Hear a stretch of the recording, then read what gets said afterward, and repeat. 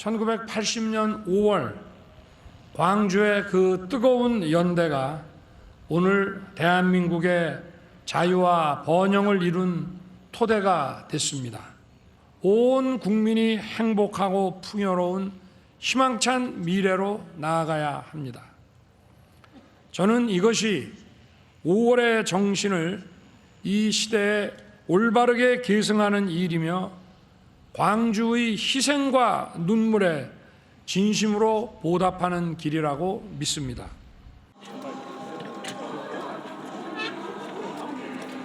홍준표 대구광역시장께서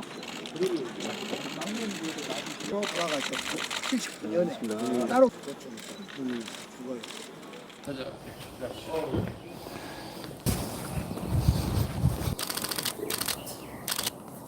올려드리고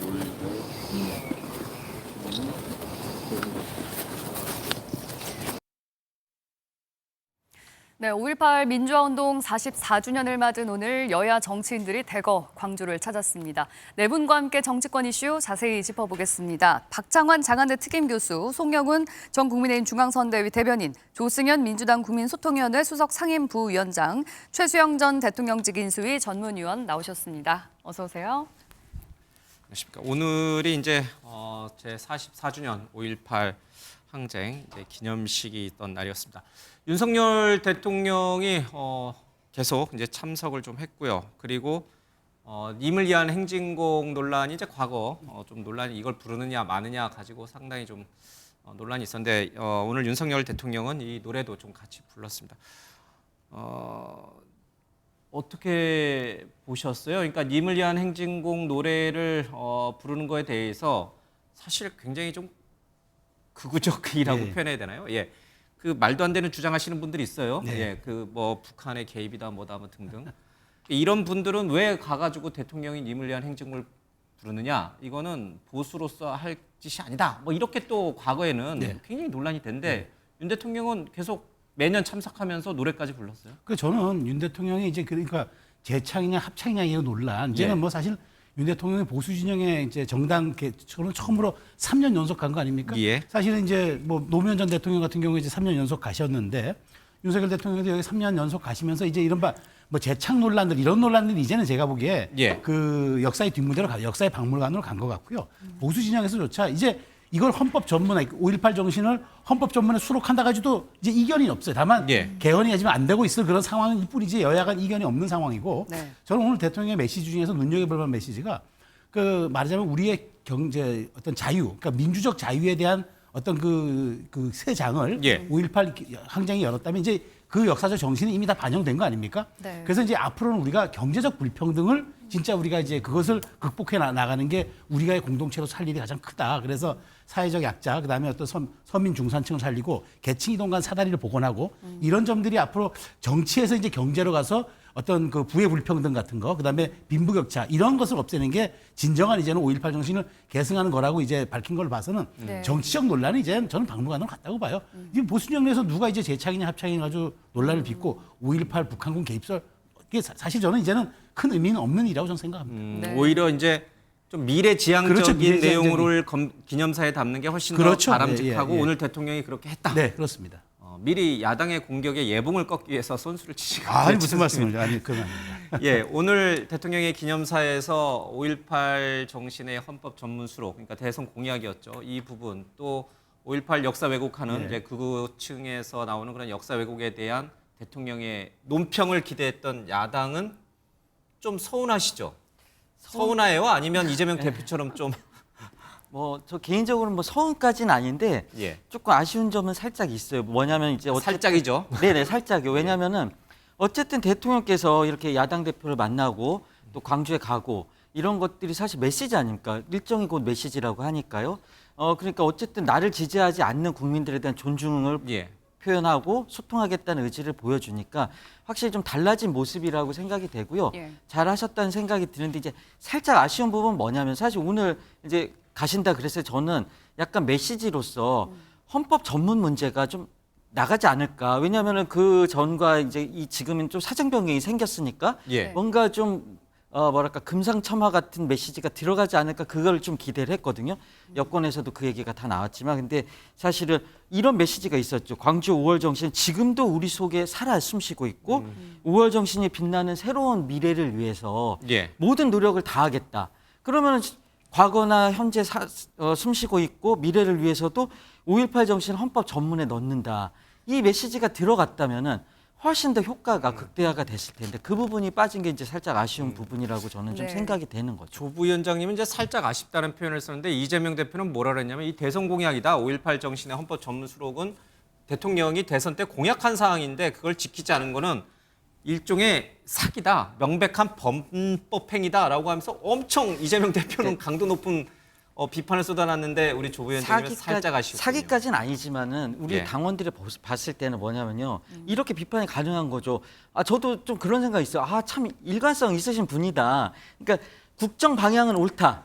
그냥 홍보가 부족한 거다. 이렇게 말씀하셨잖아요. 그래서 사실은 이런 보여주기식 정치 이런 것도 뭐 달라지고자 하는 모습이라고 보여질 수는 있지만은 네. 사실은 그렇게 하면 지지율의 어떤 추가 추락은 막을 예. 수 있지만 진짜로 달라져야 되거든요. 발상의 전환이 있어야지 지지율이 반등할 거라고 보여지는데 네. 그 부분에서 좀 부족하다는 생각이 드는 거죠. 이제 달라진 모습. 이 얘기는 좀 홍보. 두 분에게도 좀 듣고 가죠. 지금 최수영 의원 말씀하신 것처럼 이제 앞으로 5.18 정신을 계승하는 것은 미래지향적인 어떤 경제 성장이라든지 여러 가지 이제 그런 미래지향적인 가치를 담는 게 바람직한 거냐 아니면은 아직도 역사 왜곡을 하는 5.18에 대해 왜곡하는 거에 대한 어떤 강한 비판 그리고 5.18 정신을 헌법 전문에 넣겠다라고 했던 대통령 약속을 지키겠다라고 하는 말이 기념사에 딱 언급이 됐어야 되느냐. 요 논쟁은 조금 하나 더 하고 가겠습니다. 네, 박찬호 교수님. 뭐 많이 아쉽다를 넘어서서 저는 5.18 정신의 헌법 전문 시도 수록이 지금 아니면은 사실은 윤석열 정부가 뭔가 해내는 성과물을 내기가 힘들어요. 예. 그러니까 이번 총선에서도 5.18 망언에 대한 논란은 국민의힘 총선 과정에서 공천 과정에서 또 있었거든요. 그러면 이거를 갖다가 누군가는 매듭을 져야 돼요. 네. 아까 최수영 평론가께서는 뭐 이미 이제 매듭을 졌다. 이미 역사적 평가 다 내려줬고 그 반대하는 사람 누가 있냐 하지만 선거 때마다 또 보수에서는 잊히지 않고 계속 여전히 반복되고 있습니다. 예. 아직도 청소년들 게임에서 5.18에 뭐 북한군 개입하는 게임들이 돌아다니고 있어요. 예. 이런 부분들이 우리 사회에 아직도 현존하고 있는 상황에서 이거 끝난 거니까 이제 우리 미래를 얘기합시다. 이렇게 하기에는 우리 사회에 종지부를 좀 찍는 게 필요하다. 그게 저는 윤석열 대통령이 보수 대통령으로서 5.18 정신을 헌법 전문에 담는다라고 하는 공약 그리고 한동훈 비대위원장도 이번 총선 과정에서 그 얘기를 했단 말이에요. 근데 그러면 총선에 졌다고 해서 그것도 몇 년 또 그냥 미룰 겁니까? 그게 아니라 본인이 나서서 결자 해지 이렇게 해놓으면 아마 호남에서 보수에 대한 역사적 평가 이 부분도 굉장히 달라질 거고 윤석열 정부에 대한 평가도 달라질 거다. 이런 점은 굉장히 아쉬운 거고 또 하나 아까 이제 미래지향적인 경제적 자유 얘기한 부분도 경제적 자유로 넘어가려면 그 화두가 이게 좀 뭐랄까요 박제화된 그냥 그런 기념사가 아니라 뭔가 생동감 있는 기념사가 됐으면 더 좋았을 텐데 예를 들어 지금 경제적인 자유가 부족한 이유가 뭡니까? 물가가 올라가서 실질임금이 부족한 것 때문이잖아요. 그럼 실질임금이 하락하고 있는 이 문제를 위해서 지금 그렇지 않아도 총선 때 뭐 대파 논란이 있었는데 뭔가 획기적인 물가관리 대책이라든지 이런 부분들이 오늘 광주에 내려가서 이것이 정말 살아있는 대책으로 만약에 발표가 되거나 예. 또는 그런 것들을 야당과 함께 뭔가 해결하기 위한 그런 노력들이 들어갔다라면은 또 이것도 의미 있는 일이 됐을 거예요. 예를 들어 전 국민 지원금 25만 원 문제를 갖다가 전체 국민이 아니지만 그래도 좀 어려운 층에게 25만 원씩 지급하기 위한 뭐 특별 예산을 설립하겠다던가 이런 얘기가 들어갔다 그러면은 또 다른 정말로 우리 정치에 뭔가 획을 긋는 그런 기념사가 됐을 텐데 그냥 어디서 본 듯한 그냥 표준화된 기념물 거기서 한치도 벗어나지 않았다. 좀 그런 점이 총선 대패 이후에 새롭게 리더십을 세워야 되는 대통령의 기념사로는 예. 좀 한참 부족한 거 아니냐. 많이 아쉽다. 네. 이런 생각이 지울 수 없는 거예요. 아쉽다. 많이 아쉽다. 아니 네. 그런데 핵심을 말씀드리기 전에 제가 반론을 먼저 잠깐 드리면 5.18 기념식에 가서 물가관리 대책을 언급하는 것은 좀 많이 어색하지 않습니까? 더더군다나 무슨 25만 원씩 나눠준다면은 그거는 시중에 돈을 더 푸는 건데 그런 물가는 더 불안해져요. 그래서 저는 그 말씀에는 좀 동의하기 어렵고요. 다시 이제 논의의 본령으로 되돌아와서 이 5.18을 헌법 전문에 수록하는 문제는 지금 이제 여야가 다 반대하지 않죠. 사실 어떻게 보면은 우리 정치권에서 다 합의가 된 문제이기 예. 때문에 네. 굳이 대통령께서 5.18 기념사에서 언급하지 않아도 논란이 없는 영역에 해당합니다. 다만 대통령께서 이거를 5.18 기념사에서 헌법 전문 수록을 스스로 언급하게 되면 개헌 전국으로 들어가는 거예요. 야당이 그러면은 헌법 전문만 고칠 거냐? 헌법도 고치자. 지금 조국혁 신당 같은 경우는 7공화국 운운하면서 임기단축 개헌을 지금 공공연하게 얘기를 하고 있습니다. 예. 그러면은 4년 중임제로 바꾸면서 2026년에 대통령 임기 단축해서 끝내자. 4년 중임제로 넘어가자. 그런 얘기들을 하고 있어요.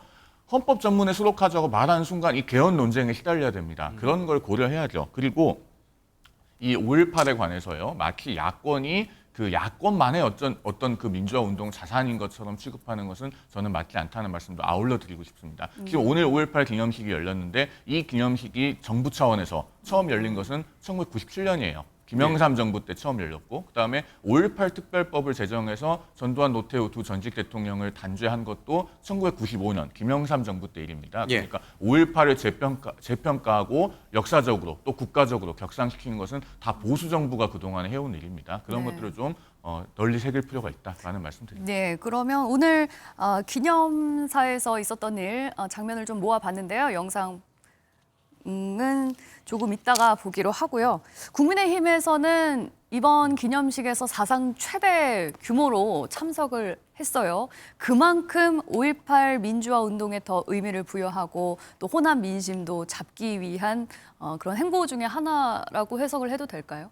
그런 노력을 이번에만 한 건 아니고요. 지금 윤석열 대통령도 3년 연속 참석을 하지 않았습니까? 그리고 여당 지도부가 5.18에 간 것도 이번이 처음이 아니고 여러 번 있었던 일입니다. 다만 이런 노력이 이제 계속 꾸준히 이루어져야죠. 그렇게 하면서 이제 뭐 서진 정책이라고 표현을 합니다만은 저는 서진이라기보다는 이제 호남 분들의 오랫동안 닫혀있던 마음을 열기 위한 그런 노력의 일환이다 이렇게 표현을 하고 싶습니다. 그래서 더 진정성 있게 그런 부분에 대해서 공감하고 함께 또 그 아픔을 나누는 그런 것들이 네. 필요하죠. 이제 5.18이 무슨 지역 행사인 것 마냥 거기 참석하면 뭐 호남표를 얻게 한 거냐 이제 그런 해석은 좀 안 했으면 좋겠습니다. 이제 5.18 자체는 워낙 역사적이고 국가적인 큰 행사니까요.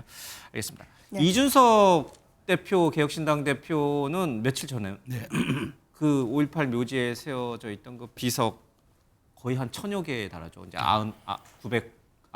네, 네. 그걸 일일이 다 닦았어요. 한 7시간 걸렸다 그러더라고요. 중간에 막 허리가 아파가지고 잠깐 쉬기도 했다는데 이거는 어떤 걸 의미하는 건가요? 저는 이준석 대표의 차별성 시도가 저는 굉장히 좀 말하자면은 그 좀 신선했다 이렇게 좀 신선하게 얘기를 했어요. 보셨어요? 그렇습니다. 우리가 이제 그 동안에 이제 그 추모의 의미라면 이제 가서 뭐 기념식에 참석한다든가 아니면 묘비에 가서 상징적인 곳에서 이제 인사하고 헌화하는 이게 정도죠. 이제 이제 어떤 루틴화된 그런 이제 추모의 방법이었는데 영남에서 재생산된 김해에서 그 김해 그러니까 영남에서 생산된 그걸 가지고 이제 그 호남에서 이것을 갖다가 헌화하고 그다음에 묘비를 닦았다. 심지어 이주영 당선인은 너무 힘이 들어가지고 중간에 고통도 호소했다고 그런 얘기들을 놓고 보면은 정말 이게 995개의 묘비를 닦는 게 이게 얼마나 힘든 일입니까? 그게 우리가 흔히 얘기하는 뭐 저 사찰에서 하는 뭐 300 절 300배, 108배 이런 것도 힘들다고 하는데 이게 무려 1,000개 가까운 이 비석을 닦고 했다는 거는 저는 이준석 대표가 이제 국회에 이제 20이 되면 진입하지 않습니까? 이제 기성 정치인이 되는 거잖아요. 그다음에 현역 정치인이 되는 건데 그런 어떤 그 데뷔를 앞두고 저는 그 광주의 그 정말 상징과 같은 곳에서 굉장히 본인의 차별성, 정치적 차별성, 그다음에 메시지 같은 경우 영남에서 재배된 국화를 호남에 갖다가 헌화했다. 이거는 참 앞으로 그 두고두고 저 이준석 대표가 어떤 길을 가든지 간에 이준석 대표의 정치적 자산이 될 가능성이 좀 있다고 봐서 이런 진정한 추모 행사 사실 이게 물리적으로도 힘들고 육체적으로도 힘든 이것을 담담히 감내하는 모습이 저는 이제 조금 이준석 이게 좀 약간 좀 대중정치로 변신하는 그런 시도가 아닌가 그런 생각이 좀 들더라고요. 근데 국화를 김해에서 가져온 게 중요한 거예요? 아니면 그 천여기의 묘비를 닦은 게 중요한 거예요? 뭐가 더 중요한 거예요? 물론 이제 천여기의 묘비를 어떤 닦은 게 정치적 의미로 근데 저는 이거죠. 근데 사실은 우리가 영원함의 화합이라는 거 뭐 달빛 동맹이니 무슨 뭐 열차가 어떤 이런 것보다도 오히려 이런 상징적 퍼포먼스, 메시지가 담긴 퍼포먼스 평가할 만하다고 생각합니다.